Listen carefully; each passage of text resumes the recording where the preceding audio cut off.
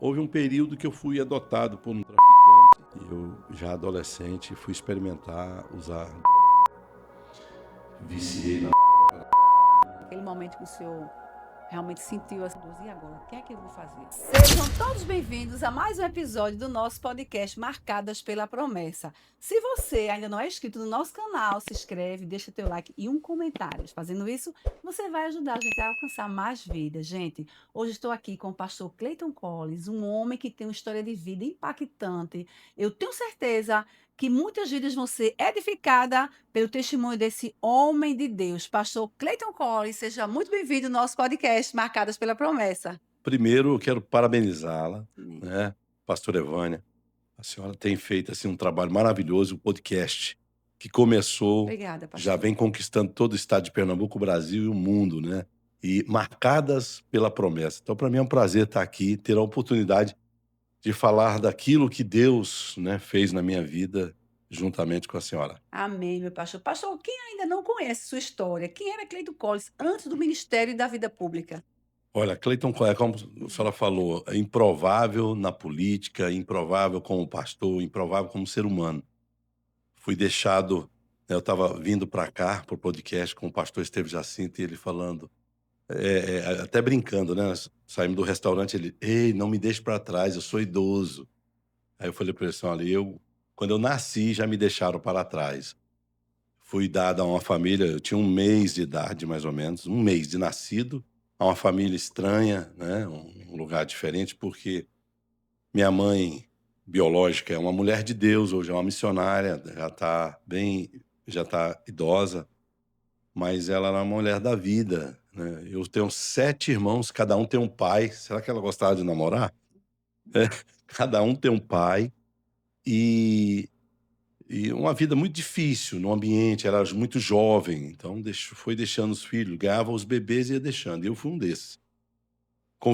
Vivi pouco tempo, porque a família que cuidava de mim já era idosa também, então assim, e fui pra rua, fui morar, ser menino de rua.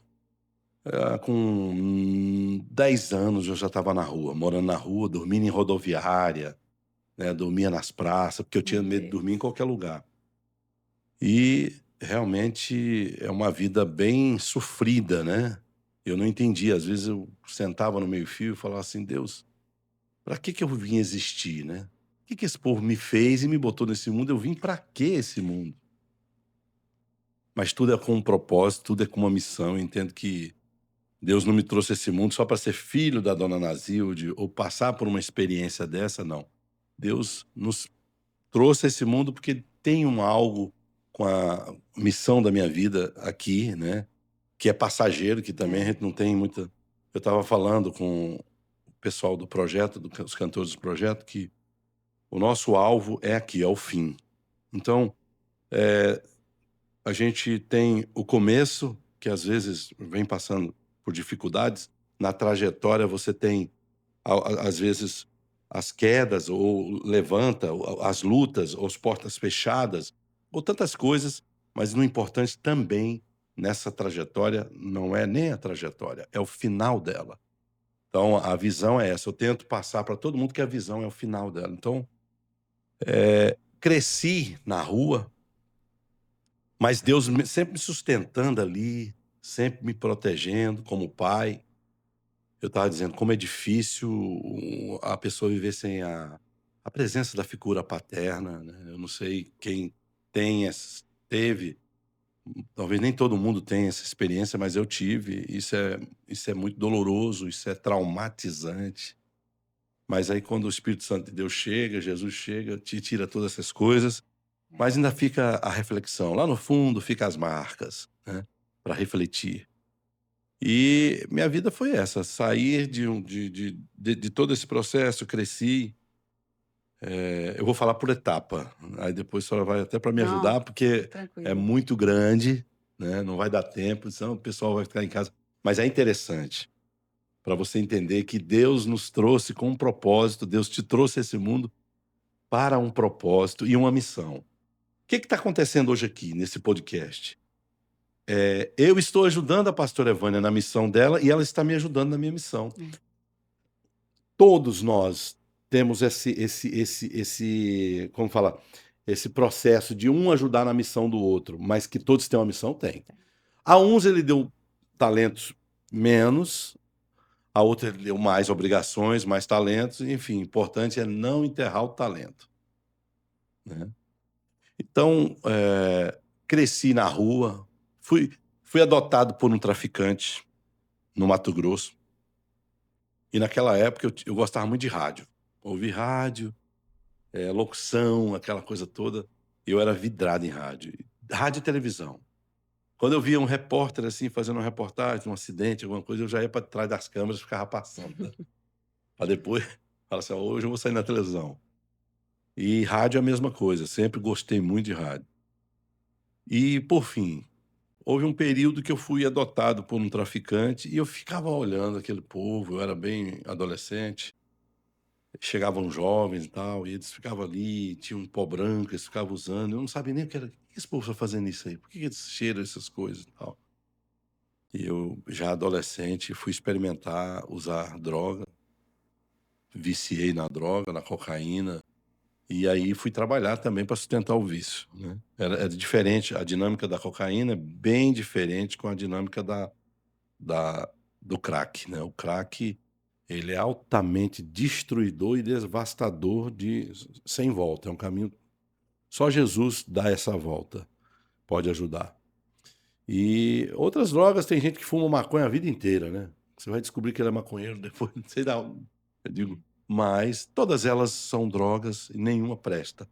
Mas cada uma tem a sua diferença, inclusive socialmente falando.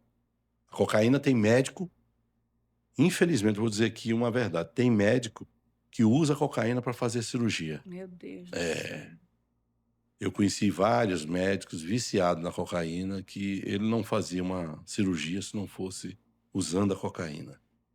Era para despertar ou para, enfim, mas usava. E são viciados. Inclusive, teve um que cuidava do nariz. Eu digo, como é que pode, rapaz? Você cuida do nariz, é médico especialista de nariz e usuário de cocaína. O crack, a dinâmica dele já é mais devastadora, ele já acaba com todo o cognitismo da pessoa, né. Eu estava contando ali e vi a história de um jovem, né, já de um adolescente que cortou a própria garganta da avó, Hum. porque no efeito da droga e no momento que ela vai passando, que vai chegando um estágio do crack, ele pegou, começou a ter alucinações. E a avó, para ele, se tornou como se fosse um policial. Ah, Fosse uma sim. polícia que ia prender ele, alguém que ia com arma Nossa. matá-lo, e ele foi se defender, vê.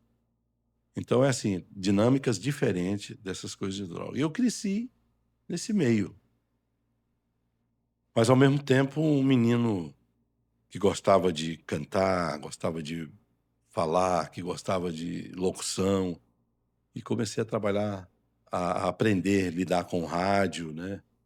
A falar naqueles carros de som, de graça eu pedia, eu via as pessoas, tinha uma cidade chamada Cuiabá, e tinha uma veraneio daquela grande, e eu morava já na rodoviária lá também de Marabá. E comida era difícil, né, porque assim, eu pedia. E nesse dia eu estava com muita fome, aí eu vi que estava tendo um negócio da energia lá, da empresa de energia, aí tinha um sindicato, tinha chapa um, chapa 2. Aí eu vi uma veraneio daquela lá. Falei: "Rapaz, eu vou ver se esse homem quer que eu faça a locução para ele e tal, em troca eu vou pedir comida". E chegava, disse: "Olha, eu posso falar aqui nesse para vocês e pedir voto e tal, tal, tal, eu só queria um prato de comida". Não teve outra, eles mandou buscar lá a comida, comi, fiz a locução. Então, assim, foi uma vida muito difícil, mas Deus sempre ali cuidando do meu talento, dando oportunidade, eu fui crescendo assim. 12 anos tive a oportunidade na cidade de Anápolis de conhecer o evangelho. Aí fui também dormir na igreja, pedi ao pastor para, se eu podia, porque eu andarilho, viu. Meu Deus. Eu andava e pegava, entrava num ônibus escondido, era menor de idade, quando via estava em outro lugar. E essa experiência, pastor, da sua convenção, assim, aquele momento que o senhor realmente sentiu, assim, aquele Veja O bem, Espírito Santo falar eu com o senhor? comecei na igreja, quando eu estava na igreja, eu sentia muito acolhido na hora do culto, né? O pastor pregava, eu até me lembro até hoje, o pastor pregava, o defeito que eu tinha é que quando ele pregava, ele cuspia assim, né? E eu ficava logo na frente, nas primeiras cadeiras, e naquela época não tinha aquele negócio de microfone, né? A igrejinha pequenininha. E eu ficava me limpando, mas ouvindo a mensagem muito boa do pastor Vanderlei, foi meu primeiro pastor, ele chegou até a vir aqui. E ali, eu com jovens, na verdade, eu tinha um convencimento, né? Não foi uma verdadeira conversão, mas eu tive, já conhecia ali a palavra, ouvia e tal. E naquele momento que eu convivi ali, estava ótimo, né? Dormia na igreja. Depois, teve um período que eu roubei o violão da igreja, né? Lá na cidade de Anápolis, roubei o violão da igreja. Aí, para trocar em troca de comida. Então, assim, era uma vida meio troncha, né? Bem complicado. Eu não queria roubar o violão da igreja, mas também não ia ficar com fome. Às vezes eu tinha vergonha de pedir. Um dia eu tinha coragem, mas no outro dia já não tinha. E assim, uma vida muito difícil que eu me revoltava com meus pais. Eu dizia assim, o dia que eu encontrar quem me pôs nesse mundo, eu quero dar tanta facada. Eu vou matar quem me trouxe esse mundo, né? Mas Deus ali trabalhando, sendo meu pai, né? Eu via, certa vez eu via eu numa pista, no asfalto, tinha um lixo de uma churrascaria e eu ainda menino, e eu ouvi uma voz. E eu não dei moral para aquela voz, falei assim, isso é coisa da minha cabeça. Tava tendo campanha e tinha um santinho, aquele santinho. E aí a gente já era menino, gostava de juntar aqueles papelzinhos. E uma voz dizia assim: você vai ser deputado. Isso é coisa da minha cabeça. Ficou naquilo ali. Quando eu cheguei a ser aqui, eu me lembrei. Lá, quando eu era pequeno, Deus falando comigo. Então, saí naquele período, tive que sair corrida da igreja, aquela coisa toda, né, fazendo coisa errada. E continuei peregrinando. Eu digo, um dia eu venho devolver. Um dia eu venho devolver. E fui, né? Depois eu voltei lá. Quando eu voltei, muitos anos depois, eu tinha até uma grade. Aí eu chamei o pastor local, que já não era mais o mesmo pastor. Só, pastor, o senhor sabe por que essa grade está aqui? Que é os instrumentos da igreja ficavam guardados numa grade que tinha lá. Só eu digo, é por causa de mim. Foi por causa de mim. Mas eu vim aqui trazer um violão e tal, tal. Preguei nesse dia, ganhei 8 almas para Que coisa Jesus, linda, pastor. né?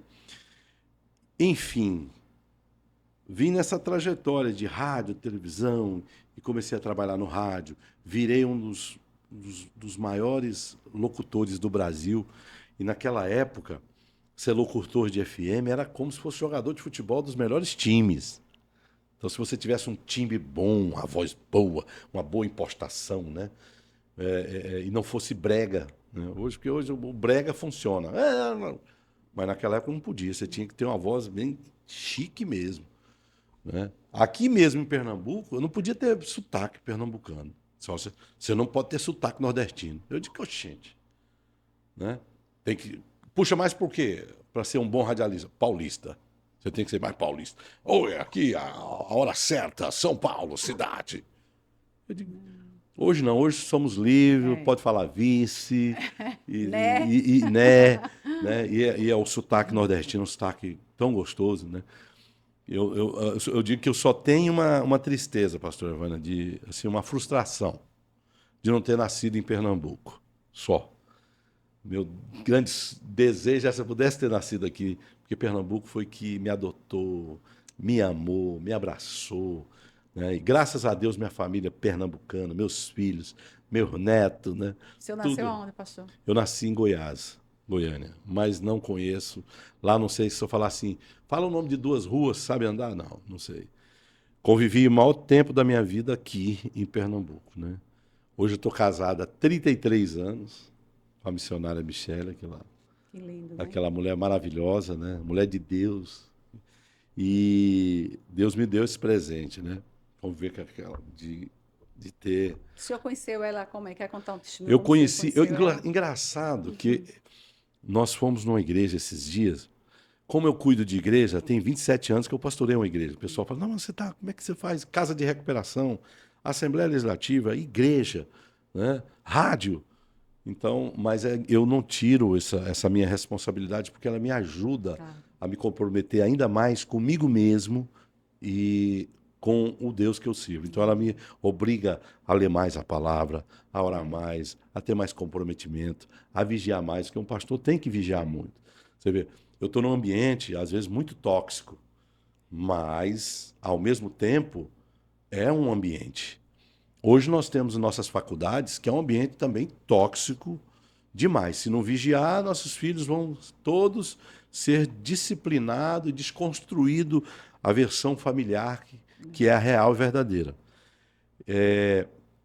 A política também, ela é muito necessária, muito boa, porque tudo passa por ela, né? A educação passa pela política, o social, a alimentação passa pela política, a educação dos nossos filhos, o trabalho, né? Tudo passa. É um outro ambiente também que às vezes as pessoas falam assim, eu sempre tenho dito isso, mas é muita corrupção. Olha, a corrupção hoje ela é muita em todas as áreas. Infelizmente, às vezes tem púlpitos corrompidos. Infelizmente, de pessoas que, sabe, se corromperam com a família, se corromperam com a igreja, se corromperam com o próprio Deus. Então, essa história, então a gente tem que vigiar. Então, a gente tem que ser luz em qualquer ambiente. Então, eu estou ali, eu estou já no meu 6º mandato, mais de 20 anos num ambiente, mas todos lá me chamam de pastor, me respeitam, mas tudo isso tem um preço, né? Então eu não deixei de cultuar e não deixei de cuidar também da igreja, que eu poderia muito bem dizer, olha, esse é um papel deixa para outros ministros, mas Deus não deixou. O Senhor disse, olha, não. Né? Tentei um período, acho que está muito puxado, mas aí Deus disse, não. E aí a igreja compreendeu isso também, ela soube fazer essa leitura. E hoje a gente consegue conciliar todo esse processo, mas eu acho que o meu maior envolvimento é com algo que eu estava falando com Deus. Ultimamente eu até dei uma parada, assim. Eu sempre digo à igreja, é melhor você se envolver, sabe? Ter um pastor, que talvez ele não é tão PhD, tão não sei o quê, mas você tem a garantia que ele está orando por você, que ele coloca a tua vida no joelho. Então eu prefiro hoje ter um pastor, que a vida esteja ali no joelho, buscando. E eu gosto disso. Né? Tem gente que gosta de viajar, tem gente que gosta daquilo. Eu viajo, de vez em quando a missionária, né? Mas eu não, por mim, mas eu gosto do meu período ali, eu gosto de orar no monte, eu gosto de estar buscando a Deus, gosto de orar sozinho no carro, dirigindo para um canto.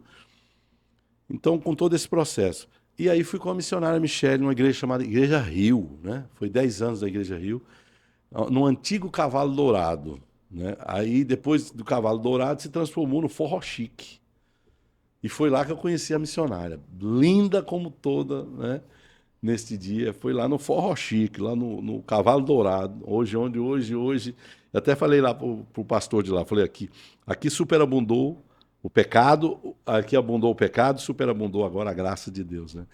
Eu e Michele, até a gente saiu, foi embora, e rapaz, a gente podia ter feito um stories ali contando, né? Que foi ali que a gente começou a namorar.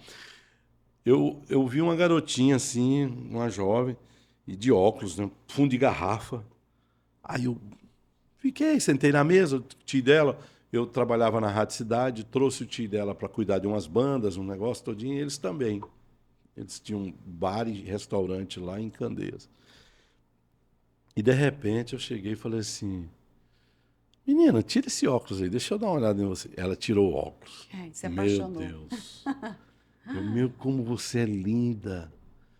Meu Deus, Michele, seu nome é Michele. Você é muito linda. Ali eu fiquei, como diz o outro, arriado, né? E foi ali que começou. Sofreu muito, ela sofreu porque meu vício era um vício muito. Eu era viciado em jogo. Tudo que eu ganhava muito bem. Eu era um dos locutores mais bem pagos aqui do Nordeste e do Brasil. Mas tudo eu gastava com droga e com jogo. Tudo com droga e com jogo. Droga e jogo. Isso veio acabando com a minha vida. Isso casado, né, pastor? Casado, já casado. Olha, eu casei naquela igreja católica lá do Putinha, Poço da não. Panela. Ah, posto da panela. E no dia do casamento, eu cheguei, aí o pessoal, que era muito famoso, né? O Banana, não sei o quê, tá, hoje é o casamento do Banana. Aí eu fui lá, convenci o padre, falei, padre, bora beber um ali fora, tal, tal, tal. Eu levei o padre e praticamente quase embriaguei o padre. E disse para ele assim, ó, o senhor não demora muito não, seja rápido, não faça aquele casamento demorado não, que tem uns casamentos demorados demais. Ele, não, como é que você quer? Eu falei, eu quero que o senhor seja rápido.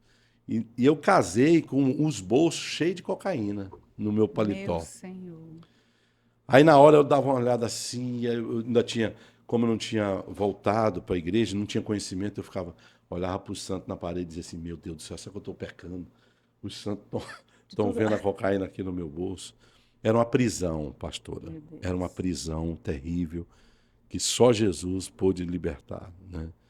E eu tive essa força da missionária Michele muito forte. Não desistiu, né? Não, Não não desistiu. desistiu, sabe? Teve uma vez que ela foi embora, a Lohane estava com 1 mês de idade, e foi nesse período que a gente começou a frequentar a igreja, eu com o cabelo pintado por causa do carnaval, aquela coisa toda. Então, nós fomos numa igreja, disseram, aí falaram para Michelle, olha, se você for no centro de macumba, você vai conseguir fazer que seu marido saia do vício do jogo. E Michelle fez tudo isso. Até comer formiga ela comia. Fala assim, ó, como formiga viva, tantas formiguinhas vivas, você vai tirar seu marido desse negócio.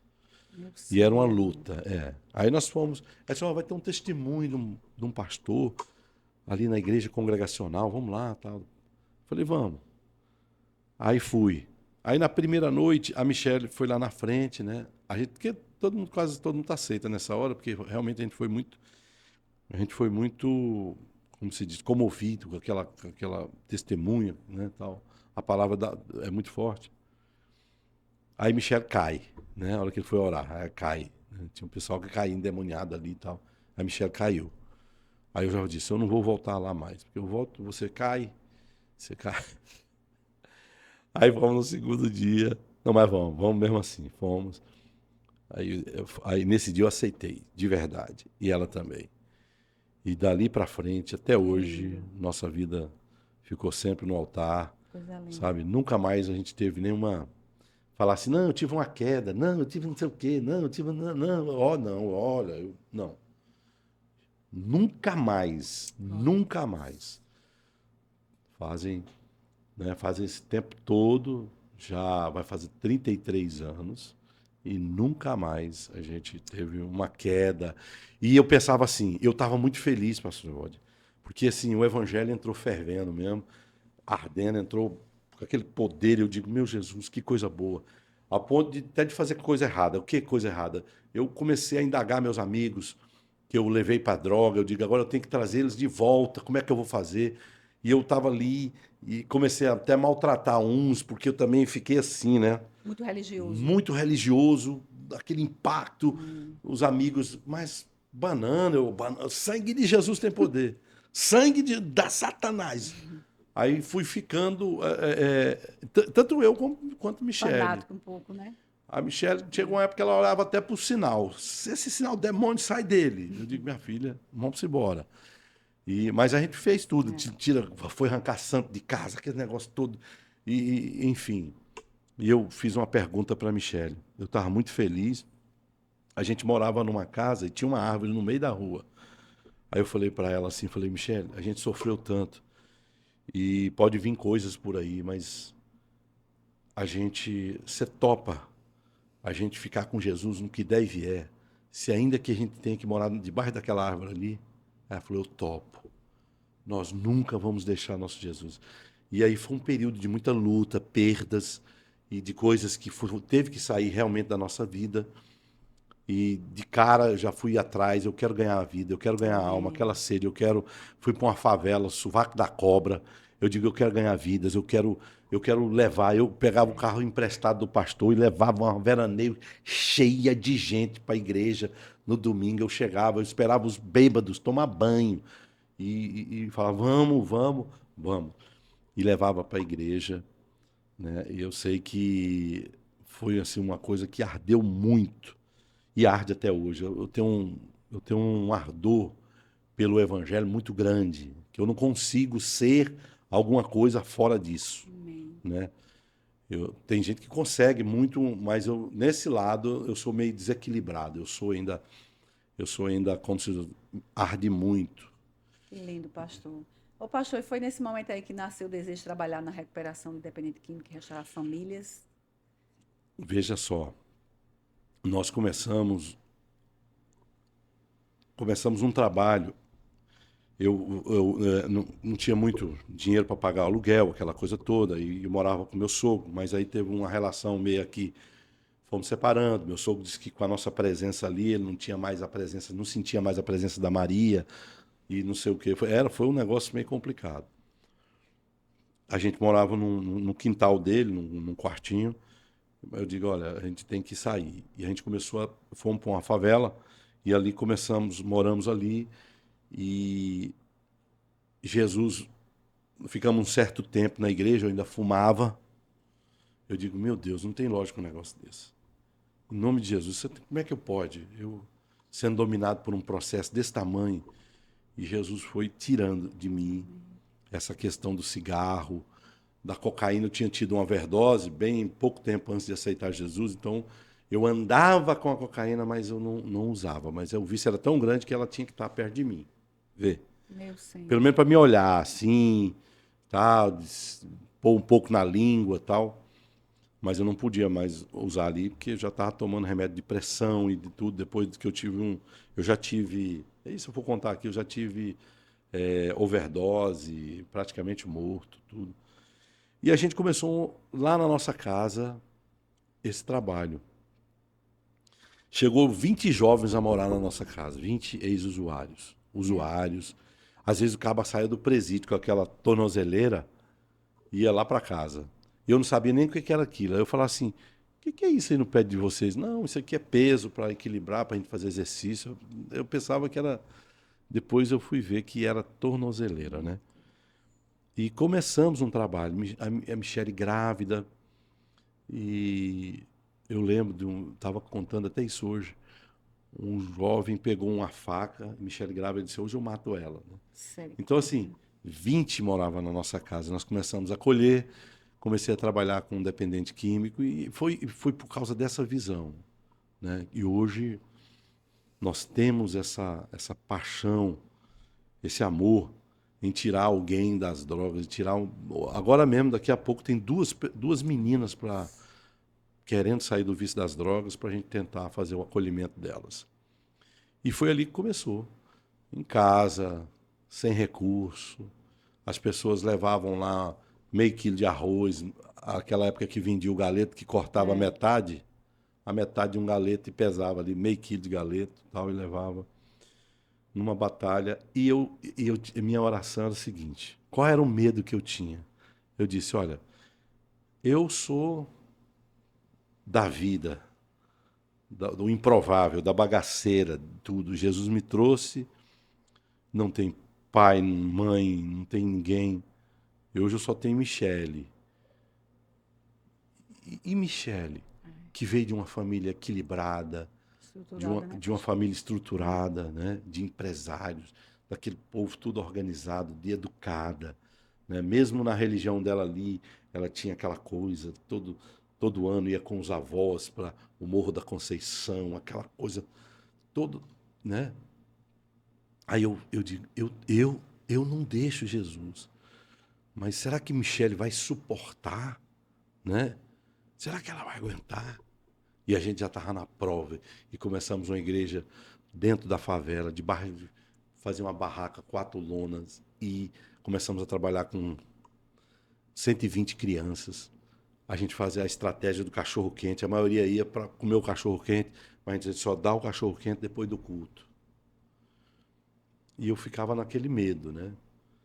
E graças a Deus, Michele se firmou, mais crente do que eu, mais Que firme do lindo. que eu. E eu tive muitas razões para aceitar Jesus também, porque vem do mundo sofrido, de uma história traumática, de muita destruição, de desabor, tantas coisas. Mas ela, eu digo, o que essa menina tem que reclamar da vida? Nada. Tudo certinho, bem educada, estudiosa, formada, e veio de uma formação totalmente diferente. Vamos ver se ela vai aguentar a estrada. Porque, para mim, as pessoas diziam assim, o Banana não fica muito tempo nessa, não. Isso aí é mais um personagem dele, porque eu fazia muitos personagens na Rádio Cidade, né? Inclusive fazia um personagem de um pastor lá, imitando um pastor que eu fazia na época, os quadros de humor da Rádio Cidade.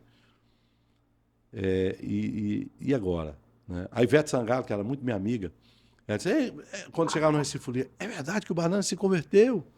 E eu lá embaixo com a Bíblia para entregar para ela, né? E as pessoas não acreditavam muito que eu ia durar muito tempo no Evangelho e tal, e não vai aguentar, não. Banana, o rei das festas. Eu fui o cara que elaborei o nome dos blocos do Recife Folia. Chegava as bandas, Chiclete com Banana, não sei quem, Araqueto. Vamos lá, que banda a gente que nome a gente bota nesse bloco? Bota Maluqueto. Fui produtor dessas bandas, criamos bandas, fomos produzidos pelo Timbalada, Olodum. Esse meio, né, foi um meio que eu fiquei muito conhecido no estado de Pernambuco, das festas, das raves, das festas com espuma, com todo esse processo, locução, competindo até com uns grandes duplas sertanejas. A gente ia para um lugar, dava 10 mil, 20 mil pessoas, competindo até com grandes bandas, né? Então as pessoas não acreditavam que eu ia deixar. E eu deixei o auge da carreira. Porque quando eu me voltei para Jesus, aí acho que foi Deus, o próprio Deus ali fazendo o teste, chegou o grande... Qual era o grande sonho dos locutores daquela época? Era trabalhar na Jovem Pan, né? O desejo de cada um era ir para a Jovem Pan é um negócio assim, fenomenal. Eu digo, pronto. Fiz um teste, mandei o teste para a Jovem Pan. Jovem Pan. Os caras, eita, esse cara aí, quem é? Banana. Pode trazer e contratar. Aí Tutinha, dono da Jovem Pan, veio. Aí chegou aqui, tinha um programa chamado Hora da Macaca. Era sucesso, essa Hora da Macaca. Aí eu criei uns eventos, por exemplo, eu criei a Sexta-feira Sem Lei, lá no Atlântico de Olinda. Eu criei umas festas. Foi eu que inventei aquele Sexta Sem Lei, Segunda Sem Lei. Meu Deus. Segunda Sem Lei, sexta-feira, Forró no Atlântico. E Agito Jovem, né, Super Dance, todas essas coisas que moviam muita juventude. Eu botei muita gente nas drogas, pastora. E aí, quando eu me converti, eu enlouqueci. Eu digo, eu tenho que buscar essas pessoas. Como é que eu vou fazer? Inclusive no Ceará. Falei, vou para o Ceará. Vou atrás das vidas que eu incentivei a usar drogas. Eu fui atrás de um. Ele deve estar me assistindo agora, que hoje é um homem de Deus, hoje é um pastor. Ele tem um campo com 10 igrejas presbiterianas, acho que a igreja dele é presbiteriana, pastor Alex. Então, Alex comigo, Alex Viana, Banana, ao Júnior, a gente fazia aquela animação todinha e eu incentivava esse povo todinho. Eu não quero usar droga sozinho, porque geralmente que todo um quer levar o outro. E aí, eu falei, e agora para buscar essa... Contava meu testemunho, andando com ele no carro, chorando, dizendo, Jesus mudou minha vida, Alex. Jesus fez algo grande, Alex, na minha vida. Você precisa experimentar isso, tal. E realmente ganhei um bocado. Aí, pelo menos aqueles que a minha consciência acusava, o tribunal da minha consciência, esses eu consegui trazer para Cristo, né? Graças a Deus. Falei, pronto, pelo menos esse peso eu não vou conviver com ele. Ganhei muitos para Cristo. Então, daí, né, pastor, com certeza isso aí acendeu essa chama, né, do senhor trabalhar na recuperação. Acendeu essa chama Recuperação. muito forte, né, de casa de recuperação. Isso. Até hoje, eu e a missionária é muita luta que a gente tem ali dentro, espiritual, né? Deus hoje tem dado uma estrutura, a ONU veio conhecer o nosso trabalho, enfim, hoje somos referência para o mundo inteiro. Ainda é muita luta, porque o que o diabo quer fazer? Ele quer institucionalizar o pecado, mas para isso ele precisa de alguma forma calar, né? Daqui uns dias eles vão tentar, quando for fazer a regulamentação das redes sociais, até um programa como esse aqui da senhora, esse podcast, pode ser questionado. Hoje não, hoje não tem regulamentação. Ainda é um campo livre. Mas eles aparelharam o sistema, as instituições, para, isso aqui manda para lá, faz virar lei, que aí não é mais pecado. Aí é lei, né? Então, hoje há todo um aparelhamento, por isso que a importância de pessoas com a mente em Cristo, né? Eu sempre digo o seguinte, eu tenho 3 versículos que pautam a minha vida política. Primeiro é Isaías capítulo 10, que diz: ai daqueles que fazem leis para oprimir os necessitados, as viúvas, os órfãos, e que tira dos mais fracos, e que, enfim, vai falando. Então, essa é uma base. A outra base é o Salmo 41, que diz: bem-aventurado aquele que atende o pobre necessitado. No dia da adversidade, até na hora da adversidade, vem a proteção de Deus sobre a sua vida. Vem a proteção de Deus na nossa vida. Até no leito da enfermidade há uma promessa. Então é nessa que eu me pego também, sabendo que eu não ando atrás de recompensa. É como eu falei no primeiro aqui, no começo. Eu não estou preocupado com a trajetória. Não estou.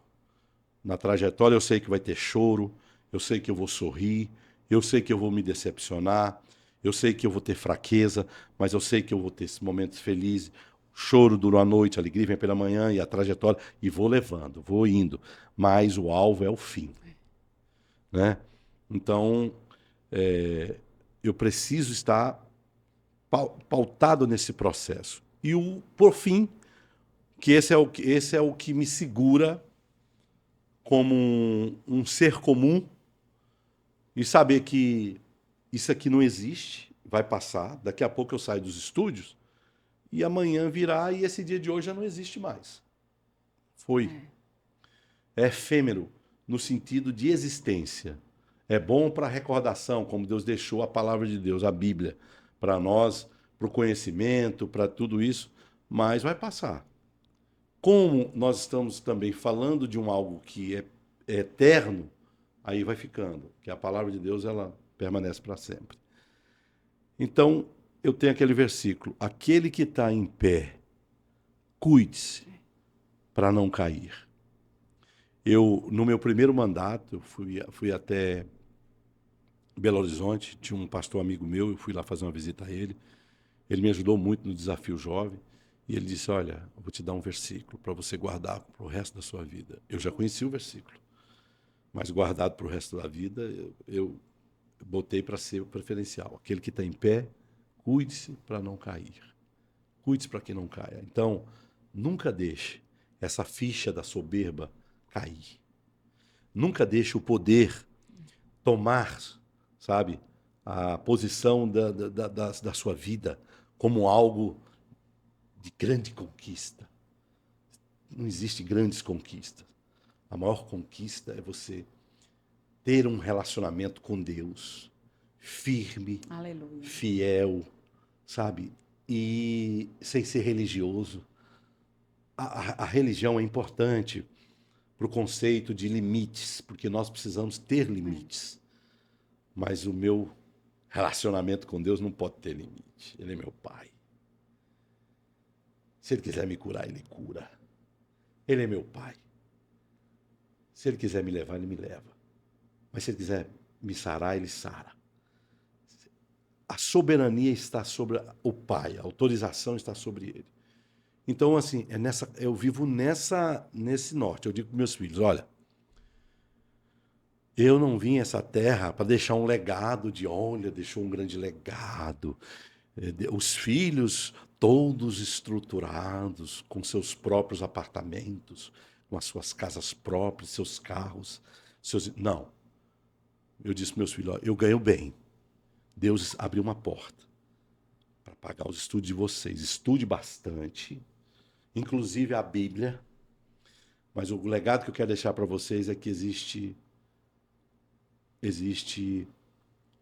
uma herança. Não é essa que eu vou deixar. É uma herança que é para mim, para vocês e para todos que estão aqui. é estar com Ele na glória, Aleluia. com o nosso Deus na eternidade. A vida aqui é só um algo, mas a vida a partir do final é a real vida que nós vamos viver realmente. Então a gente busca esse entendimento. Então eu quero que vocês tenham educação, que vocês casem com homens, as minhas filhas, né?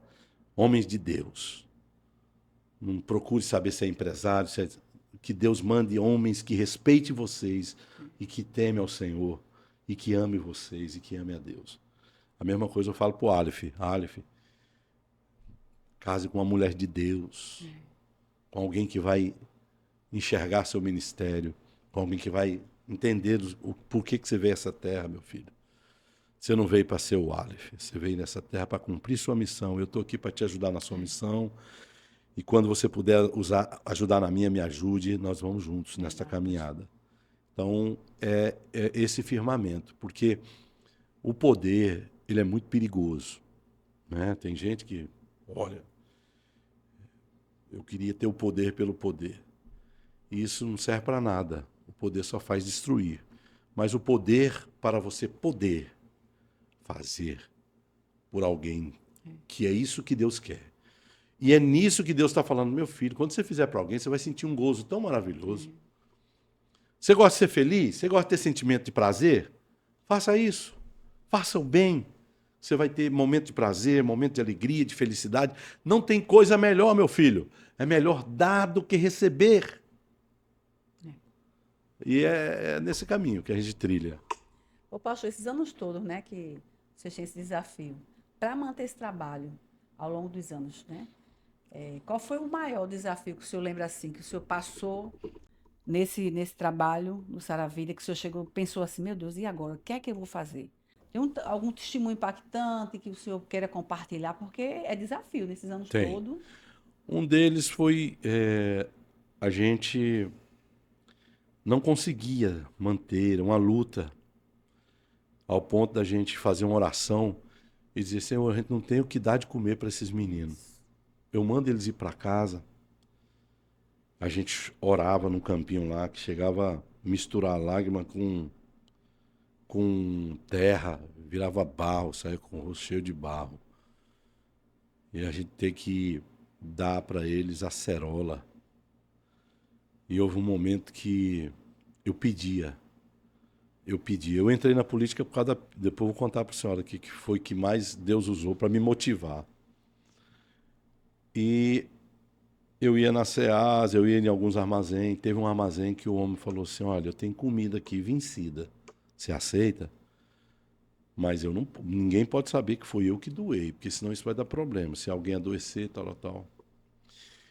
E aí a gente pegava aqueles biscoitos. Meu Deus. Só que antes a gente comia primeiro.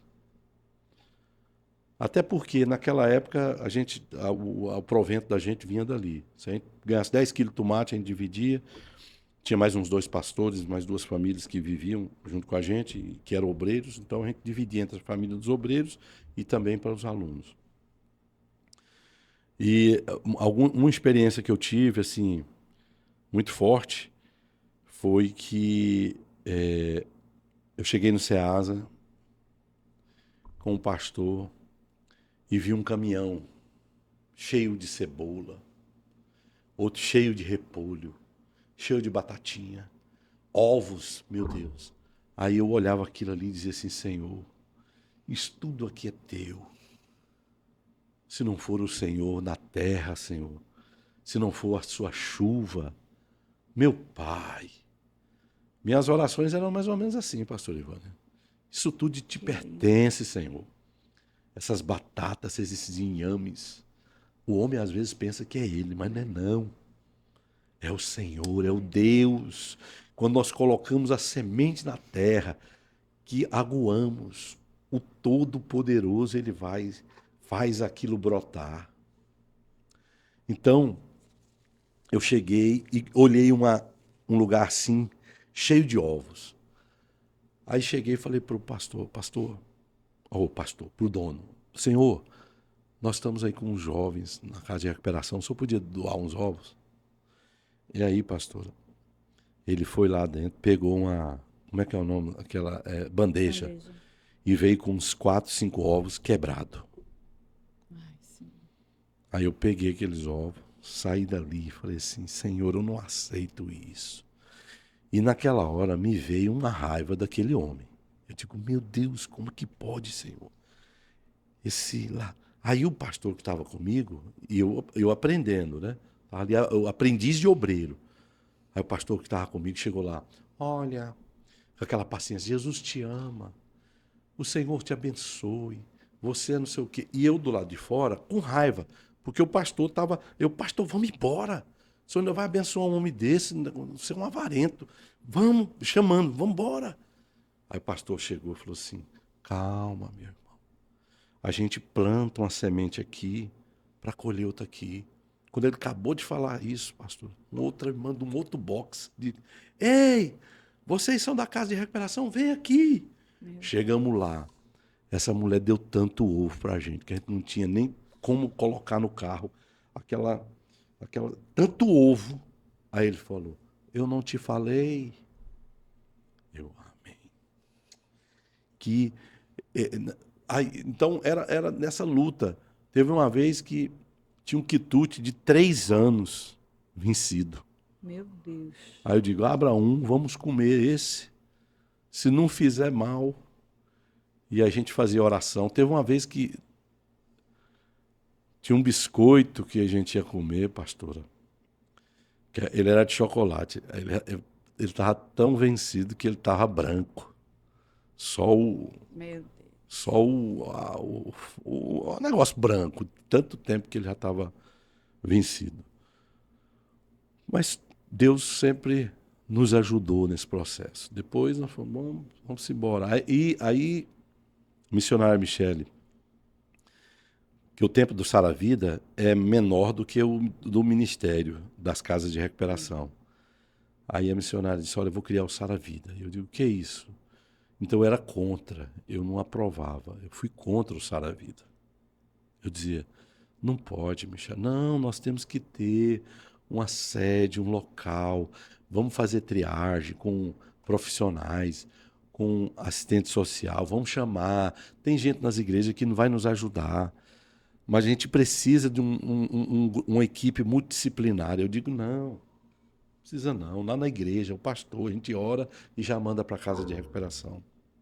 Então, assim, havia uma resistência muito grande da parte minha. Depois, Deus foi tratando. Eu fui vendo o sucesso que foi o Sara Vida, que foi uma coisa assim, de Deus mesmo, assim. Aí a Michelle, eu falei: mas quem é que vai ajudar a gente, Michelle? Aí ela falou da fumaça, os quebrantados. Deus vai levantar, Deus vai fazer coisas.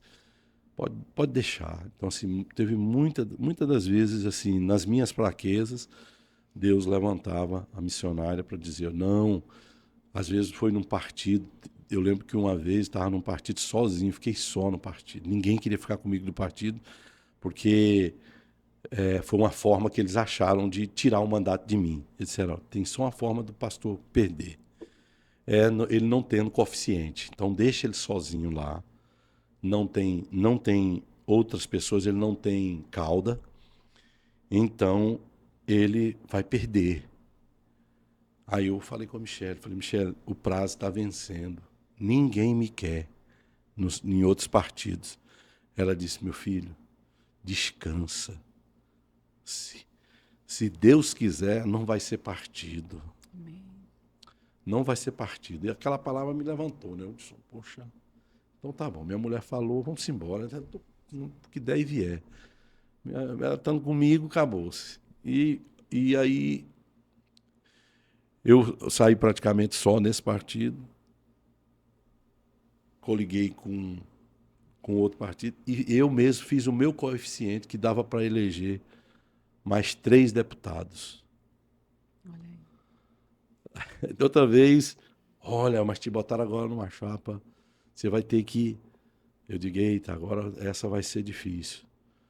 Aí Deus me colocou para ser, por várias vezes. Vê se não é Deus. Tem condições. Eu não tenho histórico nenhum político para dizer: não, ele tem padrinho político, ele tem um histórico político. Não, ele tem estrutura. Porque política se ganha na estrutura, né? A maioria dos que chegam ali ganha na estrutura, ninguém sabe nem quem é. Que chega de gente nova lá por causa da estrutura. É um prefeito que apoia, é um não sei o quê, não sei o quê. Então, e a gente nunca teve isso. Nunca tivemos. Nunca tivemos. Os que tiveram, os que fizeram e apoiaram, foi Deus que levantou. Nós nunca tivemos aquele negócio. Inclusive, o meu ministério, a gente tinha lá, não, nós estamos aqui com o Israel Guerra. Estamos fechados com o Israel. Eu gosto dele. O Israel Guerra é uma pessoa maravilhosa, é um pastor abençoado. Foi deputado por um mandato. Aí eu digo, tá bom, gente, mas se tiver alguém que não fechou nada com ele, quiser me apoiar aqui, amém, eu aceito. Porque o que vale é você ter humildade e você ter um programa, um projeto. Né? E não é ir para aí também. Ah, você só vai para lá porque você... Não, você tem que ir e mostrar para que foi. E foi isso que aconteceu. Aí eu passei, por 3 vezes, eu fui o mais votado. Sempre. Aí, esse agora não chega mais nem... Assim, aí, mais votado, mais votado, mais votado. E, por outra vez, o mais votado da história do estado de Pernambuco. Então, quer dizer, até hoje, possa ser que... Eu não falo isso me orgulhando, porque eu falo isso para a glória de Deus. Porque se Deus tem tido esse zelo comigo, é porque ele ainda tem contado com o nosso trabalho. Então, nenhum homem atingiu esse status. Isso fica para Deus dizer assim, tá vendo? Eu sou na sua vida. Você não foi por cauda, mas por cabeça. Né? Eu lembro que eu ia para o monte, pastor, orar. Eu não orava, Senhor, eu quero ganhar, me ajuda a ganhar, me faça ser deputado, não. Minha oração era assim, Senhor, se for da sua vontade, agora não deixa eu ser cauda de ninguém, não. Me faça por cabeça, porque aí eu vou saber que o Senhor está comigo. Talvez, se eu for chegar e não chegar da forma que eu estou pensando, possa ser que eu pense que seja eu, seja o meu trabalho. E não é. Eu sei que é o Senhor. Eu sei quem o Senhor é.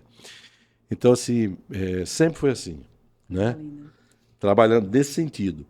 E a missionária Michele chegou e, meu Deus, eu digo, como que pode uma mulher ter esse chamado tão lindo, né? E estava Eu sou guardadinho, né? admirador, Esse chamado dela pastora. estava bem guardadinho há muitos anos, né, Eu, pastor? eu podia chegar e dizer, não, eu que vou para federal, eu vou não sei o quê, é até mais fácil, e não sei o quê.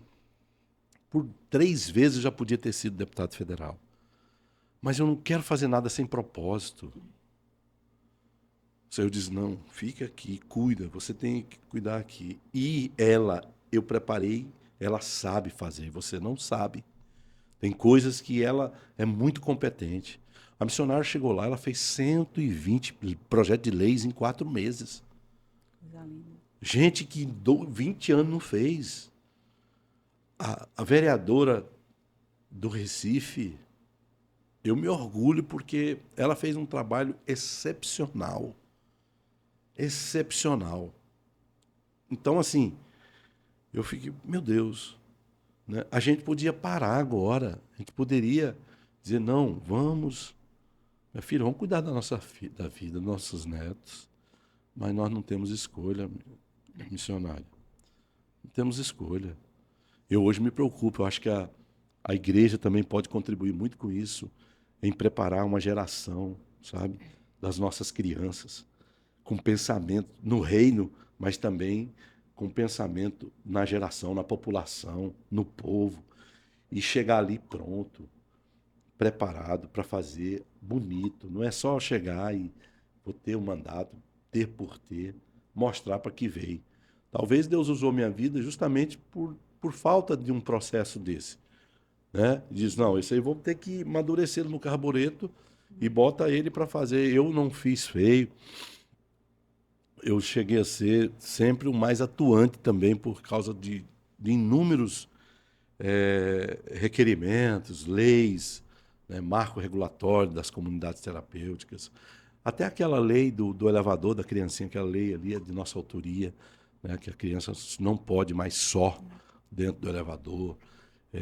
A lei do homeschool, a escola, né, em casa. Nós estamos defendendo para que famílias não sejam presas, né? Agora, regulamentada para quem tem realmente condições de ensinar os filhos em casa.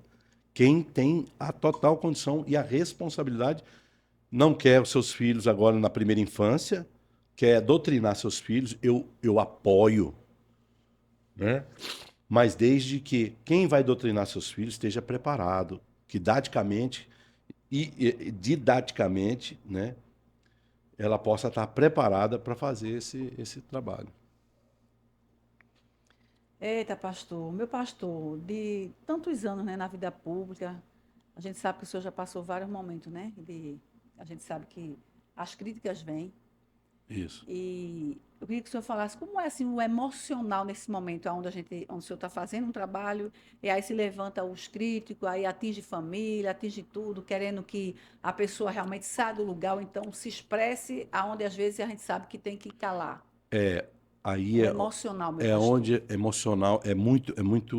é duro, isso é muito duro, muito triste também, Acusações. desanimador, porque você às vezes você faz um trabalho, você vem numa linha de trabalho tão forte, dedicando sua vida, tudo, seu tudo, e de repente vem por exemplo, tem um rapaz na internet que foi muito duro, né? A justiça já está fazendo o trabalho dela.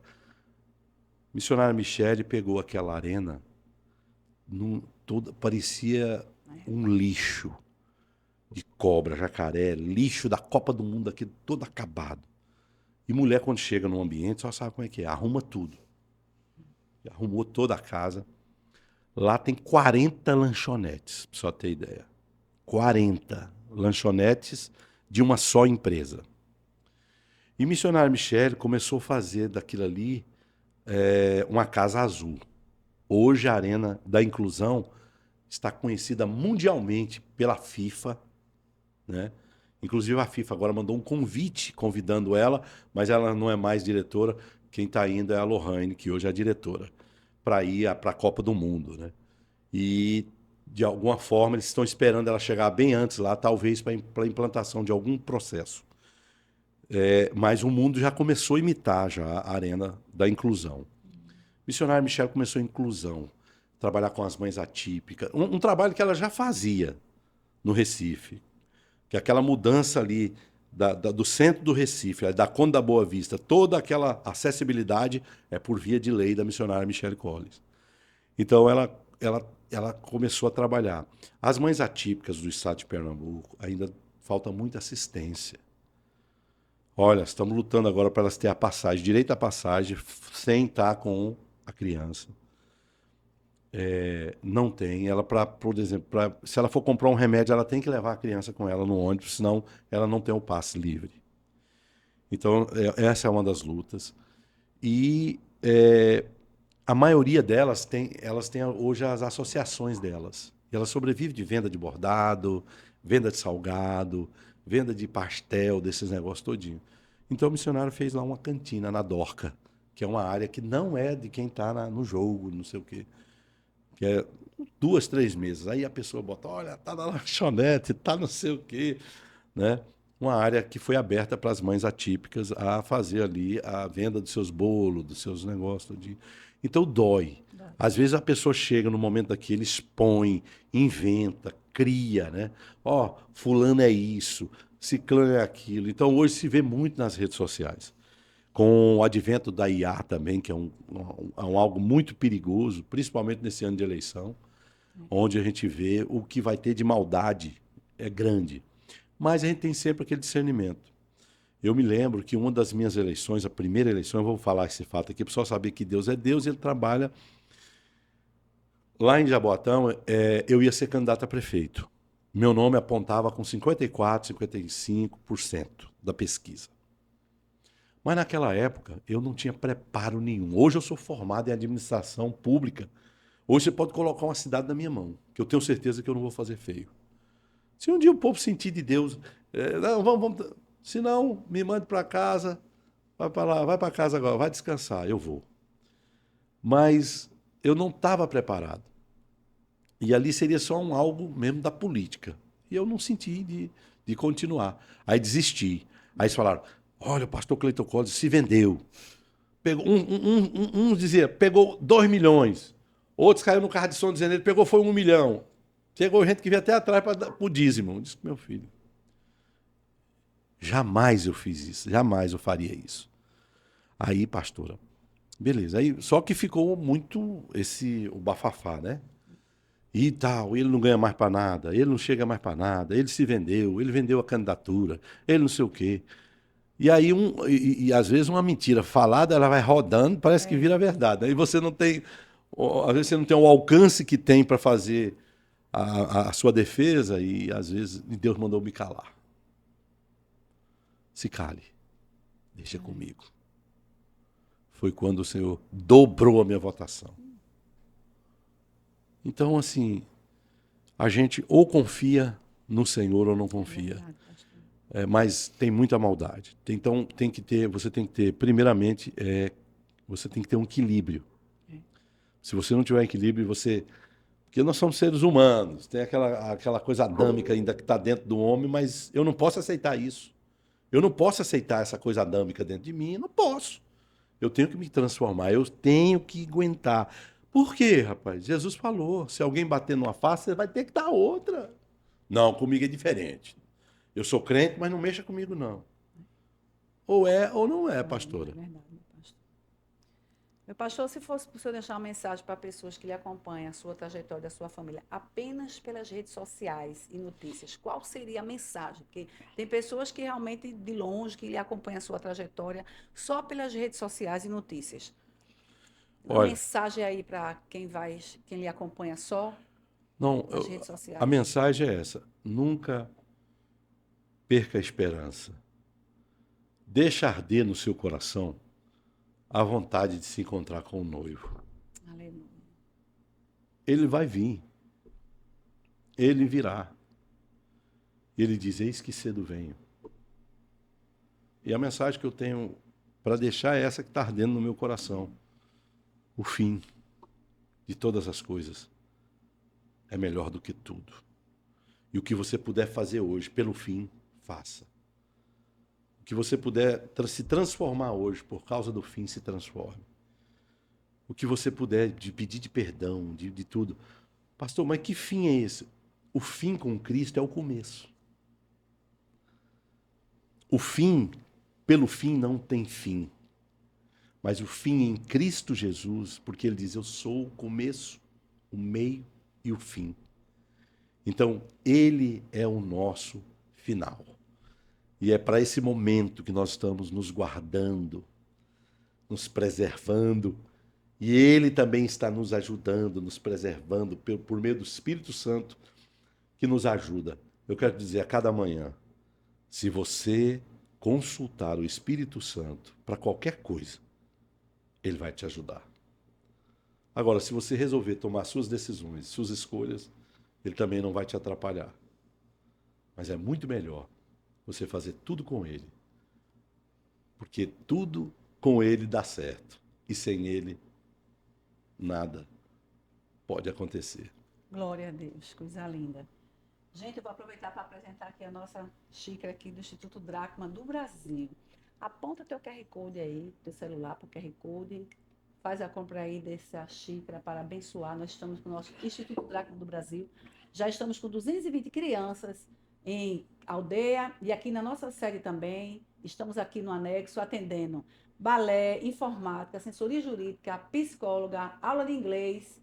Lá em aldeia nós temos também espanhol, futebol, que já está chegando a 70 adolescentes que nós tiramos da área de vulnerabilidade e tem sido uma coisa linda. O balé lá, a gente tem as professoras. Então, gente, só quem sabe é quem escuta os testemunhos das mães. Tem mãe que tem crianças, né, que estão ali, que estava em casa, e a gente sabe que tem se ocupado. Muitas mães não têm condições de pagar uma aula de informática, mas o Instituto Dracma do Brasil chegou e tem feito a diferença na vida daquelas crianças. Então, se você comprar, você vai estar não só dando aquele valor, esse valor que você dá é uma semente de esperança para cada criança que vai ser alcançada. Amém? Deus te abençoe, em nome de Jesus. Quero aqui agradecer ao meu pastor Cleiton Coles. Pastor, Amém. coisa boa. Eu sei que muitas vidas vão ser impactadas pelo seu testemunho. Grata a Deus pela sua vida. Foi um prazer estar com o senhor Igualmente. aqui. Deus abençoe. Amamos a sua vida e a sua Amém. família. Deus abençoe e até o nosso próximo episódio. Fiquem todos com Deus.